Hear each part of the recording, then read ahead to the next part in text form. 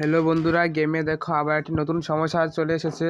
নতুন সমস্যা আজকে গেমে ঢোকার পরে দেখবে যে গেমে ঢুকতেছে না। এটা হচ্ছে সমস্যা। আসলে এটা কোনো সমস্যা না, এটা 2-1 ঘন্টার মধ্যে হতে পারে, মানে 2-3 ঘন্টা এরকম সময় লাগতে পারে।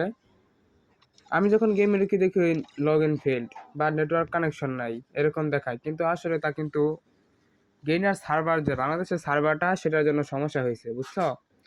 তোরা যারা ভাবতেছো যে আইটি ব্যান্ড হয়ে গেল কিনা, বা আইটিটা হারিয়ে ফেললাম নাকি, এত সরকারের একটা আইডি চলে গেল নাকি, এটা যারা ভাবতেছো তারা আসলে ভুল। তারা ভয় পেও না, এটা কয়েক ঘন্টার জন্য বাংলাদেশ সার্ভারটা, আমার বাংলাদেশ সার্ভার না, সব সার্ভারই যেমন সব সার্ভারই আর কি কাজ হচ্ছে না, সব সার্ভারেই আপডেট দিয়েছে। 4-5 ঘন্টা বা কালকে তুই এটা ঠিক হয়ে যেতে পারে। অত তোমরা কেউ ভয় পেও না। আসলে সার্ভারগুলো আপডেট দিলে আমাদের মনে টেনশন হয়, কেননা গেম এটা বলে দিতে পারে বা কিছুক্ষণ আগে মেসেজ দিতে পারে সার্ভার আপলোড হবে। ওকে, গুড।